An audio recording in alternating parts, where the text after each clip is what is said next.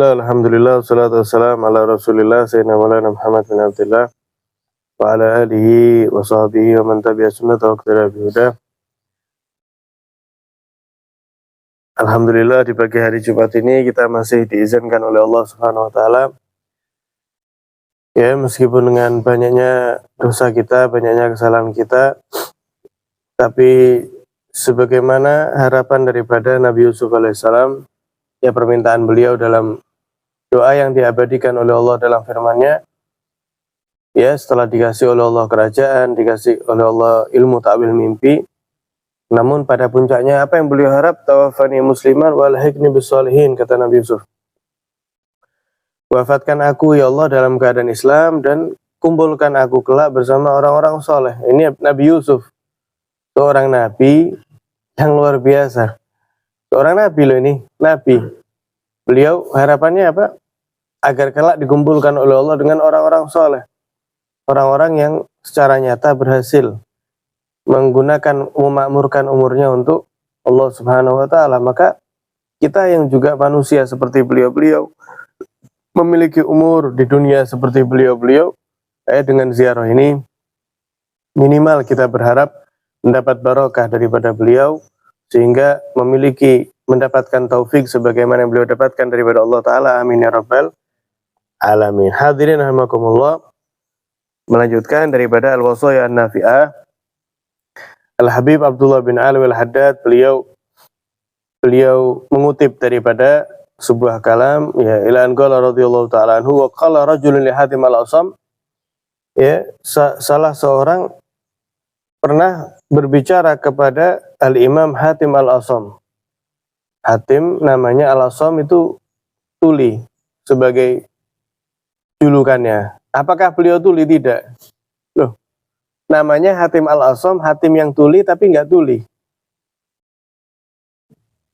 Itu semata-mata karena pernah suatu saat ketika beliau ada di pasar kalau nggak salah waktu itu, kemudian bermuamalah, ya, dengan salah seorang wanita, kemudian wanita tersebut, mohon maaf, ngentut. Nah, seorang wanita apalagi zaman dulu itu aib sekali, malu sekali. Dan beliau adalah seorang al-Imam Hatim, seorang imam, seorang yang soleh, alim. Bakalan kan malu luar biasa ya, keperucut ngentut ini. Maka Al-Imam Hatim ini pura-pura tuli. Sebentar Bu, apa tadi ngomong apa? Jadi sehingga ibu ini, duk selamat, tidak dengar berdian ya saya ngentut. Omongan saya aja tidak dengar kok. Nah, beliau pura-pura tuli itu, pura-pura pendengarannya lemah sampai kapan? Sampai wanita tersebut wafat. Dan orang-orang masyarakat sekitar mengira beliau pendengarannya menurun. Setelah perempuan itu wafat, beliau normal. Ya, saya mendengar apa yang diucapkan. Loh, diceritain. Semata-mata untuk menjaga perasaan siapa? Wanita tersebut. Bayangin. Jabril Khawatir namanya itu. Jadi menjaga perasaan sampai pura-pura tuli. Jadi orang menganggap beliau ada kekurangan, tidak apa-apa. Yang penting hatinya wanita itu apa? Terjaga hatinya. Dia nggak merasa malu. Karena bisa-bisa dia ada keluar rumah, tidak ada aktivitas, malu ketemu Imam Hatim al-Asam ini. Suatu ketika salah seorang pernah tanya sama Imam Hatim ini, min aina ta'kul? Wahai Imam, kamu ini dapat makan dari mana? Kamu makan sehari-hari itu dari mana? Beliau simpel jawab, qala min khazanatillah. Ya, dari simpanan anugerahnya Allah Ta'ala. Ada ditanya lagi. Ini orang banyak tanya. Ini orang apa katanya? Faqala lahu, maka orang itu tanya, yulqa alaikal khubzu minas sama. Loh, turun roti dari langit untuk engkau. Langsung roti gitu langsung turun. Maka Al-Imam Hatim mengatakan, laulam takun al-ardu lahu limak lakana yulqihi alayya minas sama. Ya, seandainya bumi ini bukan miliknya Allah, maka ya Allah bakal tetap kasih saya melalui langit. Tapi saking bumi ini miliknya siapa? Miliknya Allah Ta'ala juga. Ya dapat dari bumi. Akhirnya kata siapa? kata orang tadi itu, antum taqulunal kalam. Kalian ini sekedar teori tok aja, ngomong tok, ceramah tok bahasa sekarang ini. Ngomong tok kalian ini. Ada kata Imam Hatim apa? Wa hal nazala minas sama ghairul kalam. Loh, bukankah yang turun dari langit itu adalah kalam? Yang diturunkan oleh Allah berupa firman-Nya kepada para nabi. Bukankah itu kalam? Kamu ngomong saya model seperti saya ini hanya apa? Banyak menyampaikan kalam. Bukankah yang turun dari langit? Ya, bukankah yang turun dari malaikat Jibril ya atas perintah Allah itu kepada nabi, bukankah itu juga kalam? Kata orang tadi, analah aku a'lamu jadalatik. Wis ya Imam Hatim, saya ini tidak kuat saya ini debat sama kamu ini. Dijawab oleh beliau, faqala lahu Hatim, li'anal batil la yastaqimu ma'al haq. Tidak apa-apa, memang betul, wajar. Kenapa? Karena perkara yang batil itu tidak akan bisa menjadi selaras dengan perkara yang hak. Ini menarik sekali. Yang banyak sekali pelajaran. Yang pertama, yaitu apa? Perkataan beliau ketika ditanya dari mana? Makan dari simpanan anugerahnya Allah. Lah, apakah roti turun dari langit? Beliau tidak bilang iya ya. Iya turun dari langit, enggak. Cuman beliau memberikan apa? Pemikiran secara rasional. Kalau bumi ini bukan miliknya Allah, ya pasti Allah akan kasih saya melalui langit.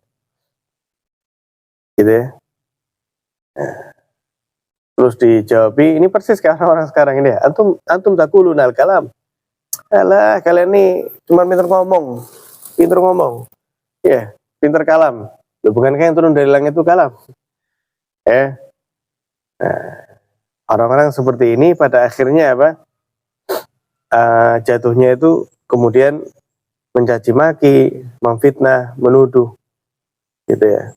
Padahal seandainya makanan itu pun turun daripada langit, maksudnya turun daripada manapun ya, tidak harus langit, dalam artian itu tanpa perantara, maka itu bukan hal yang sulit bagi Allah Subhanahu wa taala. Dan itu apa yang Allah taala berikan kepada Siti Maryam. Yang mana beliau bukan seorang nabi, melainkan apa? Wanita yang super solehah. Beliau sebagai keponakan Nabi Zakaria, beliau sebagai ya ibu daripada Nabi Isa. Siti Maryam itu keponakannya Nabi Zakaria. Jadi ibunya Siti Maryam itu saudaranya Nabi Zakaria. Nah, Siti Maryam ini ditempatkan oleh Nabi Zakaria, disediakan kamar gitu di area Baitul Maqdis. Nah, setiap Nabi Zakaria ini mengunjungi Siti Maryam, kullama dakhala alaihi Zakaria al-mihraba wajada indaha rizqa. Dalam Al-Qur'an itu. Setiap Nabi Zakaria itu masuk ke ruangannya Siti Maryam, terdapat makanan yang tidak seharusnya ada. Yakni kalau boleh kita bilang sekarang, istilah buah-buahan itu nggak pas musimnya. Tidak musim mangga ada mangga, tidak musim durian ada durian, tidak musim manggis kan jarang manggis, ada manggis. Pertanyaan yang sama Nabi Zakaria tanya kepada ponakannya ini, ya Maryamu anna laki hadza, wahai Maryam dari mana ini? Ajaib ini, dari mana ini? Kata Siti Maryam simpel sekali. Qalat, ya, huwa min indillah, innallaha yarzuqu man yasha bighairi hisab. Kata Siti Maryam, ya ini daripada Allah Subhanahu wa taala. Allah taala itu ketika memberikan rezeki kepada hambanya, maka tanpa perhitungan sedikit, musimnya enggak musimnya, ya, warnanya biru, warnanya coklat atau segala macam. Allah taala ketika memberikan kepada hambanya itu apa? Tanpa perhitungan sedikit pun. Ini salah satu contoh yang ada di dalam Al-Quranul Karim. Firman Allah, kitab suci umat Islam. Apa yang dinamakan dengan apa? Karomah, bentuk pemuliaan Allah Ta'ala kepada hambanya. Kepada hambanya. Banyak lagi contoh. Contoh lagi karomah dalam hadis misalnya, yaitu kisah, ya ini hadis yang sahih disebut juga dalam kitab Riyadhus Shalihin, kisah 3 orang laki yang masuk ke dalam gua, 3-tiganya masuk. Kemudian ada batu besar gitu nutup pintunya, tutup, tidak bisa keluar. Alamat ini, tidak ada makanan, tidak ada minuman. Wis akhirnya mereka bermusyawarah, wis gini aja, wis masing-masing di antara kita, ayo kita renungkan, mesti insya Allah adalah meskipun satu saja amal yang betul-betul kita ikhlas mengamalkannya, kemudian kita bertawasul minta kepada Allah demi amalan tersebut, demi keikhlasan dalam amalan tersebut, kita minta pertolongan. Ya wes, yang satu bilang, ya Allah, saya dulu itu pernah ibu saya tuh minta air susu, pengen air susu.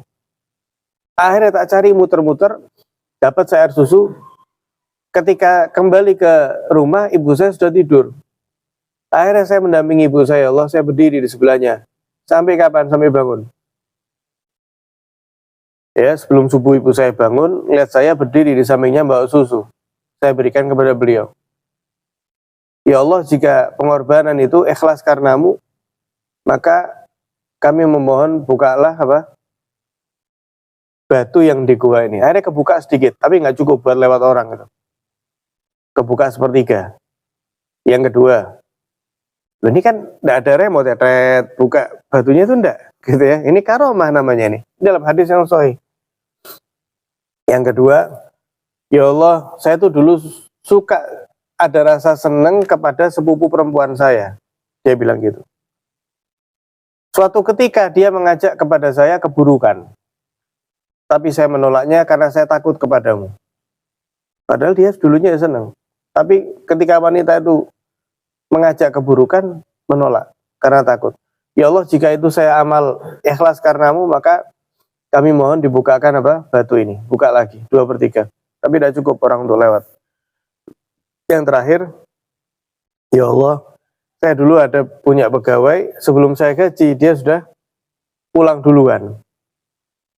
Akhirnya uang gaji yang harusnya saya berikan itu saya tak belikan kambing, ya Allah.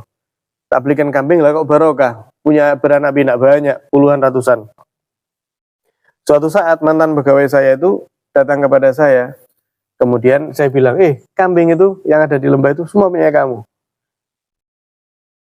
Kata pegawai tersebut tuh, bahasa kita ya, jangan ngece gitulah Pak, ya jangan ngece, istihza, jangan istihza lah sama saya. Lunda itu punya kamu, lo kok bisa? Diceritakan. Akhirnya semua kambing itu dibawa pulang sama pegawai itu. Dia terima kasih banyak dan dibawa pulang. Ya Allah, jika itu saya amanah ikhlas karenamu, maka saya mohon buka daripada batu ini. Kebuka akhirnya dan mereka bertiga berhasil keluar. Loh, ini bukan ini bukan cerita khayalan ya. Ini yang satu Al-Quran, ini yang satu hadis. Maka dalam madzhab Ahlussunnah wal Jamaah ada apa yang disebut dengan karomah. Karena suatu yang ajaib itu dalam akidah ya, ada yang disebut dengan mukjizat, ada yang disebut dengan irhasat. Ya, mukjizat itu keajaiban setelah diangkat jadi nabi, irhasat itu sebelum jadi nabi. Ada karomah, karomah ini untuk para wali. Ada lagi maunah, keajaiban, tapi meskipun bukan wali. Itu Allah Ta'ala berikan ketika dalam keadaan kepepet. Kepepet sekali. Doa manjur langsung. Dikasih bantuan sama Allah. Ini namanya al-ma'unah, keajaiban. Kemudian ada yang disebut dengan istidraj, yaitu ketika orang fasik tambah dilulu sama Allah, tambah dimanjakan. Iya, rezekinya tambah lancar, tambahin enak dan lain sebagainya, semata-mata untuk lebih berat adabnya kelak di akhirat, naudzubillah. Yang terakhir ada al-ihana. Ihana ini lucu. Ihana itu keajaiban tapi tambah berlaku sebaliknya, seperti Musailamah al-Kadzab yang ngaku nabi itu. Ada orang matanya satu tidak melihat, kemudian minta didoakan, ya Musailamah tolong ini, matanya yang satu tidak melihat, awar namanya. Awar tuh matanya satu tidak melihat, tolong disembuhkan. Diusap sama Musailamah, bukannya mata yang tidak melihat jadi lihat, dua-duanya tambah petang. La ilaha illallah. Dua-duanya tambah gelap. Ada sumur ya, ada sumur, airnya sedikit, diminta didoakan, diludahi sama dia, bukan tambah ini, tambah tambah habis. Ini namanya ihana. yakni Allah Ta'ala memberikan kepada dia keajaiban, tapi yang sifatnya itu terbalik, semata-mata untuk menghinakan daripada orang tersebut. Itu ada dalam Ahlussunnah wal Jamaah. Termasuk al-karomah itu ada, tapi memang banyak kesalahan. Yakni karomah ini bukan bukan konsumsi publik. Sehingga orang semacam kita pun harus sering mendengarnya, tidak sama sekali, bukan itu. Bukan seperti itu. Apa yang sekarang menjadi fitnah itu kan gara-gara apa? Banyak karomah-karomah yang kemudian diceritakan kepada orang yang beresiko tidak mempercayainya. Padahal kalau dia mengaku mazhab Ahlussunnah wal Jamaah, harusnya itu bukan perkara yang berat untuk difahami dan direnungkan. Karena itu bentuk pemulihan Allah Ta'ala kepada hambanya. Dalam nazam Jauharatul Tauhid itu disebutkan, wa asbitan lil auliya karamah wa man nafaha fanbizan kalamah. Dan tetapkanlah kepada para wali itu napa? Karamah.